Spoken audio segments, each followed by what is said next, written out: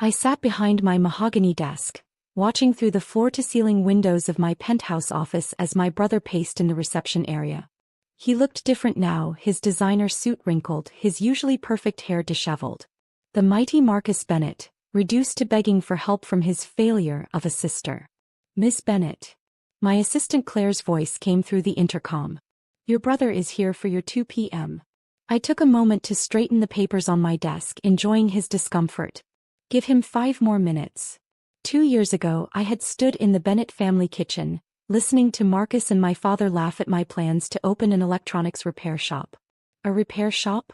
Marcus had sneered, adjusting his Rolex. "While we're running a multi-million-dollar tech manufacturing company." "Oh, that's precious, Olivia." My father hadn't even looked up from his newspaper. "At least she's finally doing something, even if it's beneath our standards." I hadn't told them about the real business I was building, Novatech Solutions, a company that was revolutionizing the electronics repair and recycling industry through innovative software and automation. The little shop was just a front, a testing ground for my technology. But they wouldn't have understood. In their world, success only looked one way, like Bennett Electronics, the family company they'd inherited and were slowly running into the ground through mismanagement and outdated practices. "You could have had an executive position at Bennett Electronics," my father had reminded me for the 100th time. "Instead, you're going to waste your MIT degree fixing phones?" I'd looked around at their pristine kitchen, bought with old money and maintained by slowly diminishing profits. "Maybe I want to build something of my own." Marcus had nearly choked on his imported coffee. "Build something? Little sister, you can barely build a PowerPoint presentation." If only they knew that I'd already secured patents for 3 groundbreaking repair automation systems. That venture capitalists were fighting to invest in my company. That while they were coasting on Bennett Electronics' reputation, I was quietly revolutionizing the industry.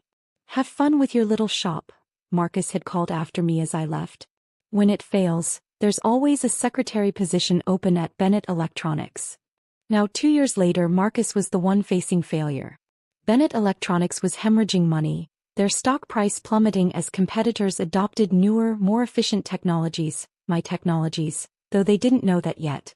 I'd watched their decline through shell companies and dummy corporations, buying up their debt, acquiring their suppliers, and waiting for the perfect moment to reveal myself as the power behind their downfall. "Miss Bennett." Claire's voice interrupted my thoughts. "It's been 5 minutes." I straightened my Armani blazer worth more than Marcus's first car, and pressed the intercom. "Send him in." Marcus burst through the door, his facade of corporate confidence cracking. "Olivia, thank God. I know we've had our differences, but I need dash." He stopped short, taking in my office for the first time. This isn't your repair shop."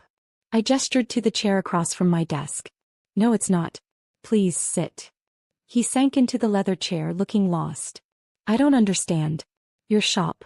Everyone said you were just running a small repair business."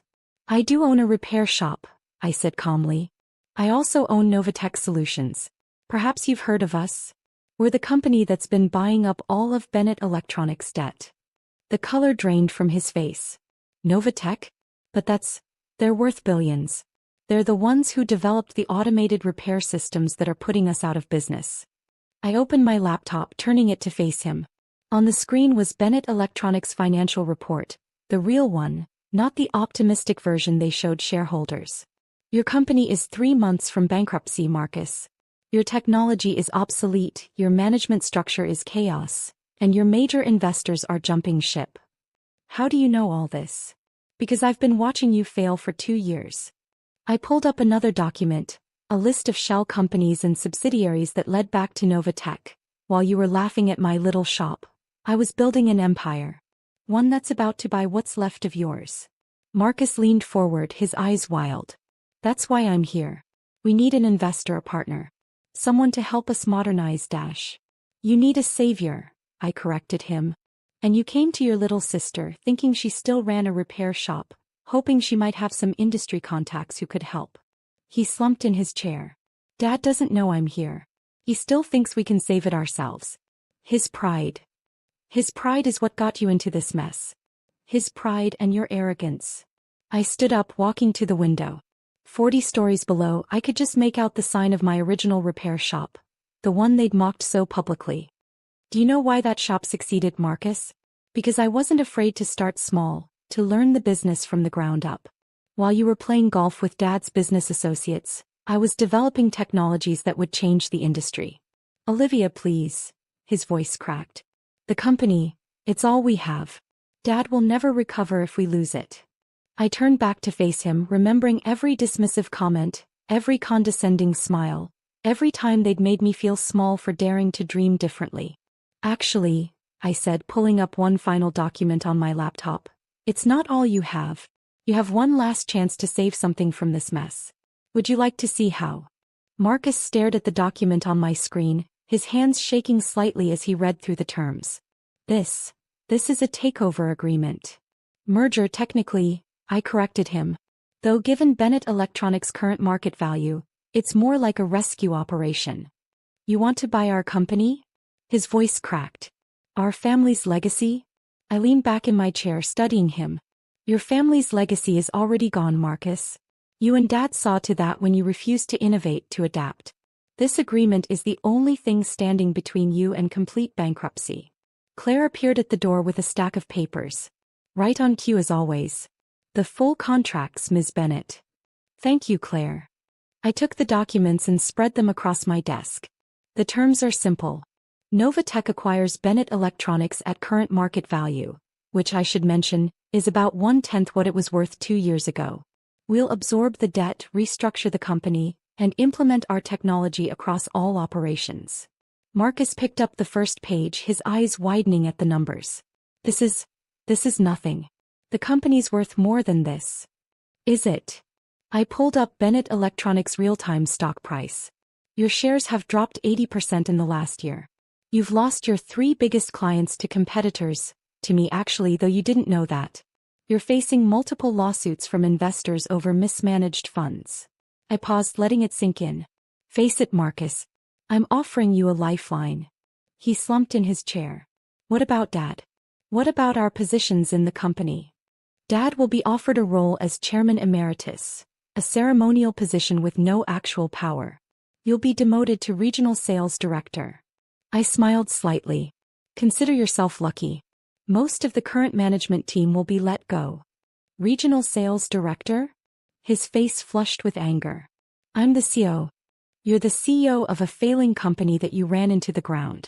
The only reason you're being offered any position at all is because, despite everything, you're still my brother. The fight seemed to drain out of him. And if we refuse? I shrugged, closing my laptop.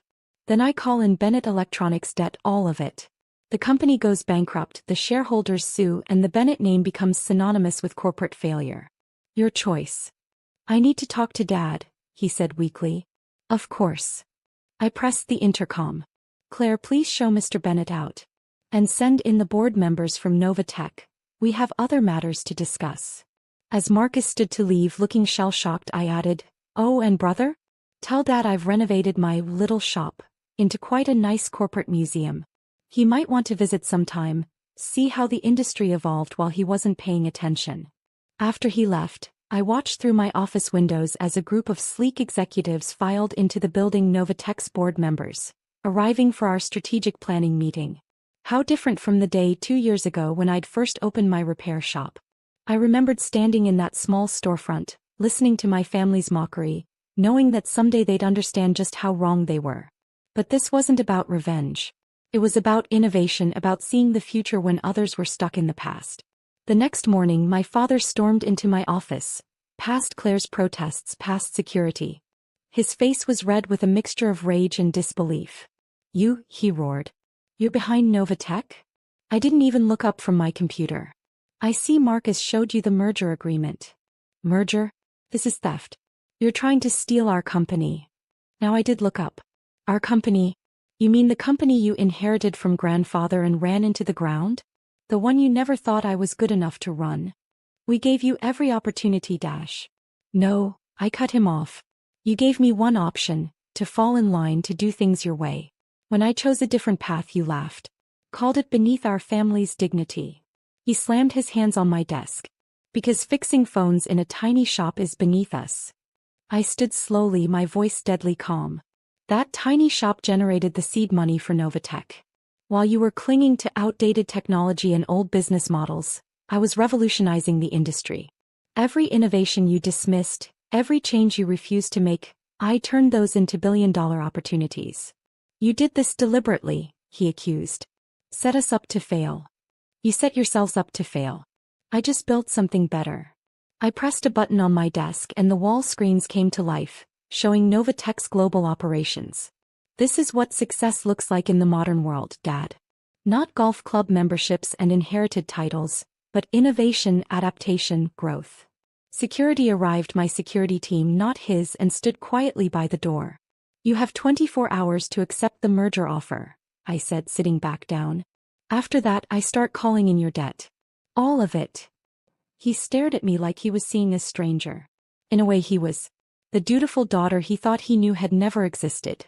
Your grandfather, he said finally, his voice hoarse. He would be ashamed. I smiled, genuinely amused.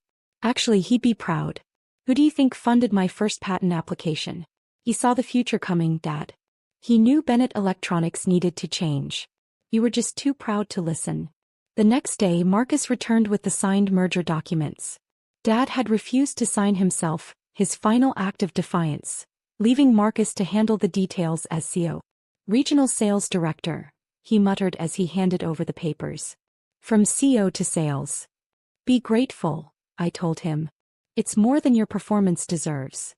Within 6 months, Novatech had completely transformed Bennett Electronics. The outdated manufacturing lines were retrofitted with my automated systems. The bloated management structure was streamlined. The company that had been bleeding money was now generating record profits. Dad refused to take the chairman emeritus position, choosing early retirement instead. He spends his days at his country club, telling anyone who'll listen about how his daughter betrayed the family business. Few people sympathize, they're too busy praising Novatech's innovative leadership. Marcus surprisingly thrived in his new role. Freed from the pressure of running a company he was never qualified to lead, he turned out to be a decent salesman. He still can't quite look me in the eye during board meetings, but his numbers are good. Last week I finally took down the sign at my original repair shop. The building's being converted into the Novatech Innovation Museum, showcasing the evolution of electronics repair and recycling technology. The centerpiece is my first workbench, where I developed the ideas that would revolutionize the industry. Claire put a framed photo on my desk recently, a newspaper clipping from 2 years ago, showing me standing in front of my little shop on opening day. Next to it was Forbes magazine's latest cover, featuring me as one of their 40 under 40 business leaders. You might want to send copies to your family, she suggested with a smile. I shook my head.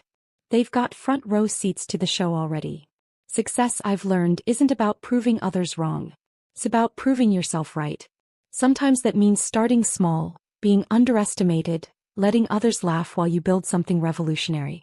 And sometimes it means watching from your penthouse office as those same people realize just how wrong they were to laugh. The best revenge? It's not taking over your family's company or making them work for you. It's building something so magnificent that they're forced to admit you saw the future while they were stuck in the past. Marcus still has his Rolex. I have an empire. Guess who's laughing now?